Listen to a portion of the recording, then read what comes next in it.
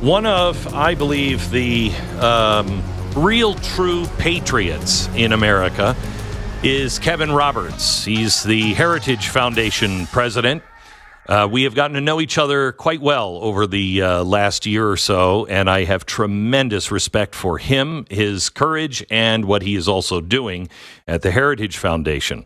I had a family reunion this last weekend, and we had about 35 people here, and you know, not everybody votes the same way that I do. In fact, some of my family, kind of rolls their eyes at some of the things I say, and that's fine. And we're still family, and we love each other. And we had a great conversation about what was going on, especially after the assassination attempt. And what came up over and over again was Project 2025. They're making it into a fascistic state. They're going to give the presidency so much more power. And I laughed and I said, that's not Project 2025. In fact, that's the opposite of what they're trying to do.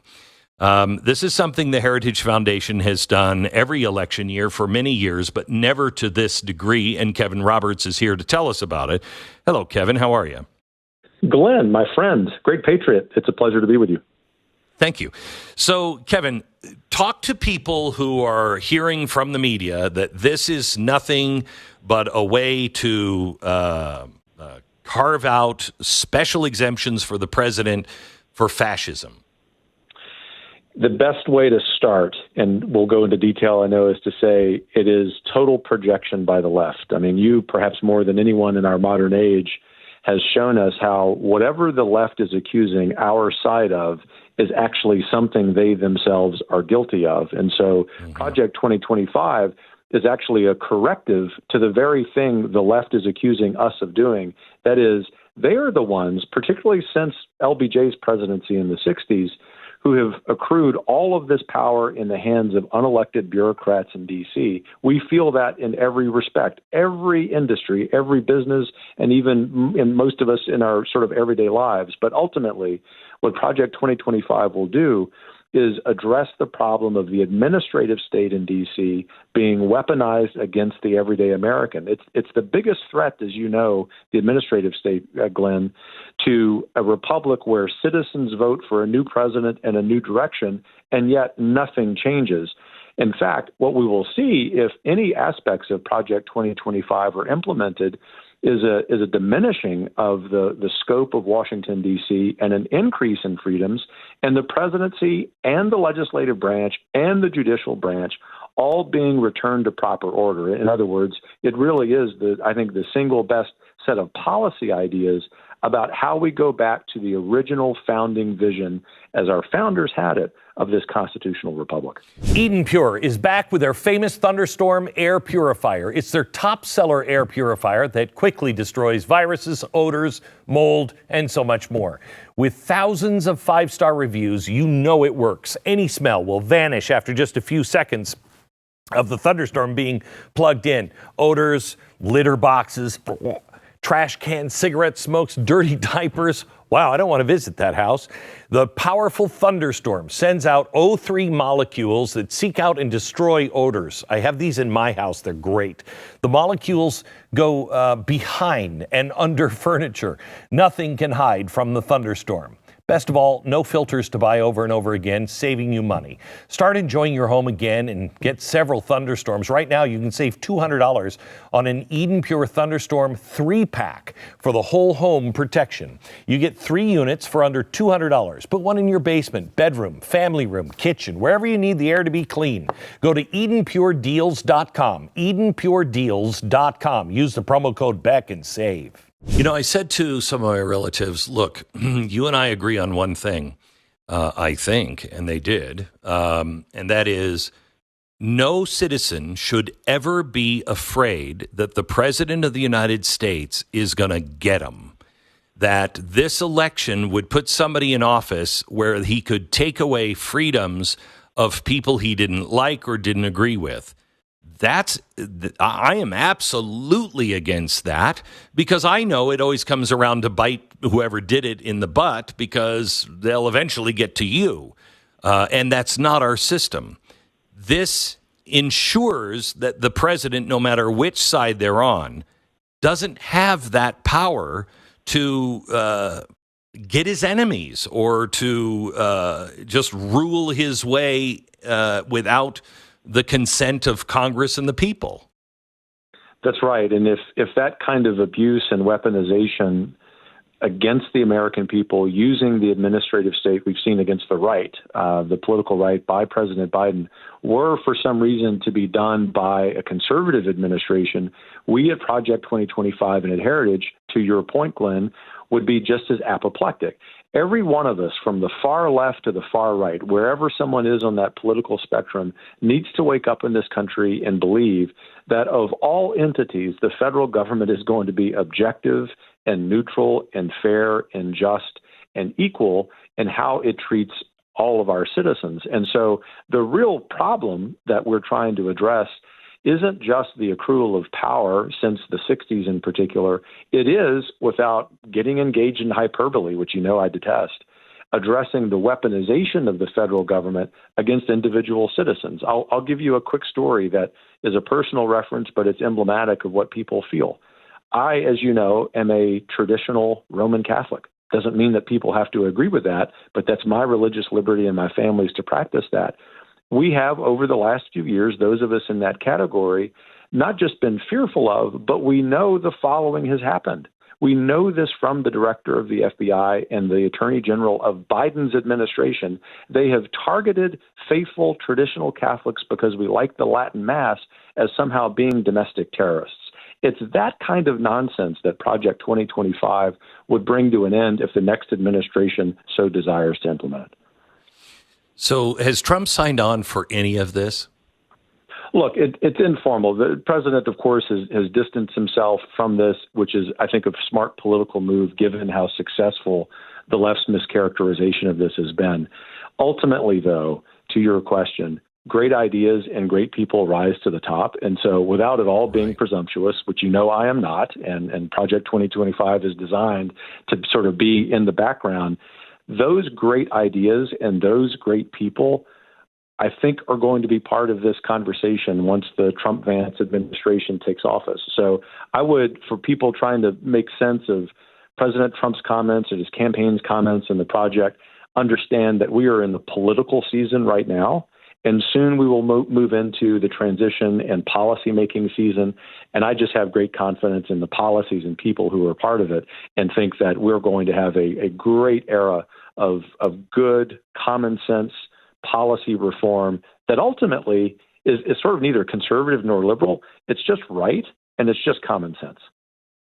I will tell you that I read the website, and we're doing a show on it tomorrow night to go through what it is and what it's not. And if people will read it, I mean, I think the media is doing a great service in a way. If people go to the website and really look up what Project 2025 is and reads it, I think most Americans will agree with a lot of it. You're talking about dismantling the not the DOJ, but the DHS.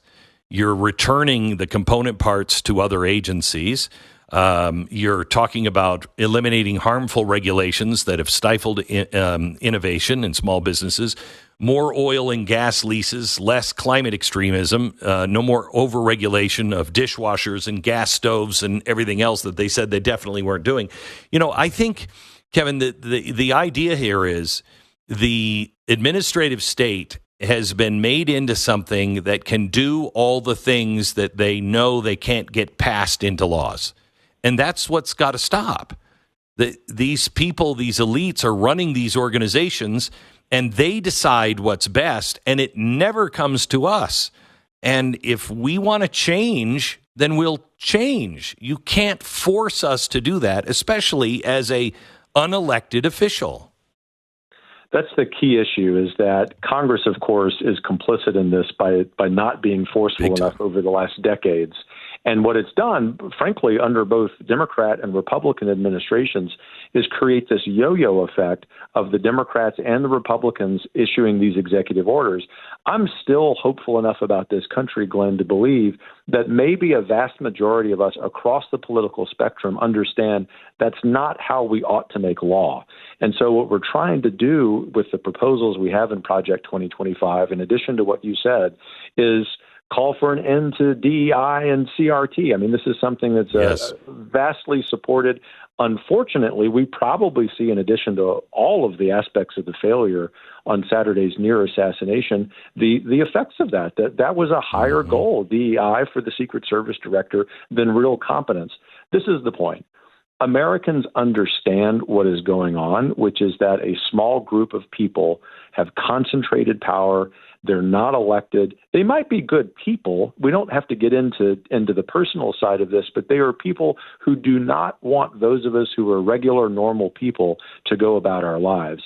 It's imperative that people understand that the very reason the left has spent more money demonizing Project 2025 than we've spent putting it together tells you it is a threat to their power. And that ought to excite us about the possibilities ahead.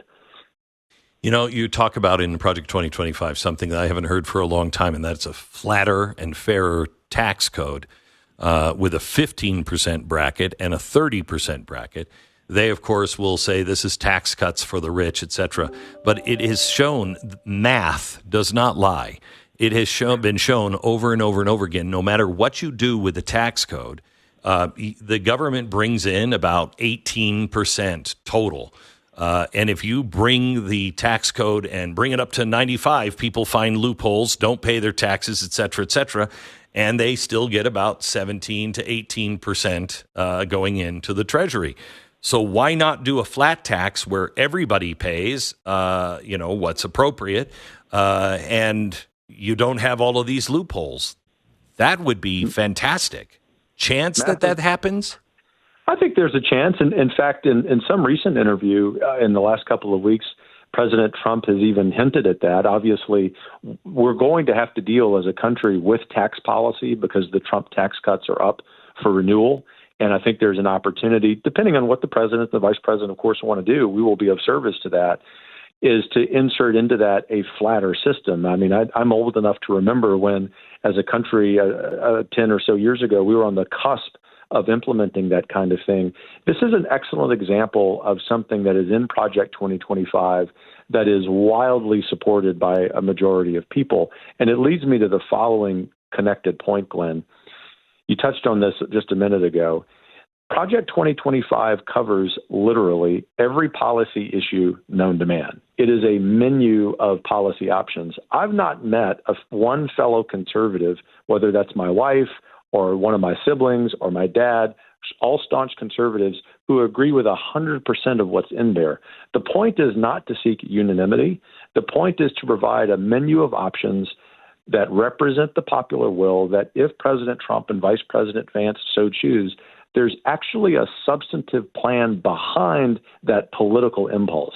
And that actually, I would like to think, for people who are more objective in the political center or the political left, give people a little bit of comfort that actually what we're trying to do here is have a governing agenda following the lead of the men who will be making the decisions. And I think as time goes on, to sum up here, the more we understand that's actually what this project is about, the more we're not only telling the truth, but we're actually kneecapping what has been a last-ditch desperation attempt by the left, which can't run on the record. Can you do me a favor? I've got about 60 seconds. I just want to run through some true and false, because these are the things that are being said about it. I just want to know if this is true or false. Sure. In Project 2025, there is a call to end no-fault divorce. True or false? False. Complete ban on abortions without exceptions. True or false? Extraordinarily false. Ban contraceptives. True or false? False. Higher taxes for the working class. False. Well, the exact opposite. Additional tax breaks for corporations and the 1%. False. Elimination of unions and worker protections. My gosh, look at what they're saying. I know. So false. Cut Social Security. False. Raise the retirement age. False. End the Affordable Care Act. False. Raise prescription drug prices. False. Eliminate the Department of Education. True, my friend. That's the one thing they get right. Love that. Use public taxpayer money for private religious schools. True or false? False. Teach Christian religious beliefs in public schools. False. We understand it's a pluralistic country. We love those schools, but that's up to people to decide. End civil rights and DEI protections in government. Well, we definitely want to end DEI nonsense, but obviously the great thing about Project 2025 is that we're restoring civil rights, if anything. Ban books and curriculum about slavery. False. Ending climate protections.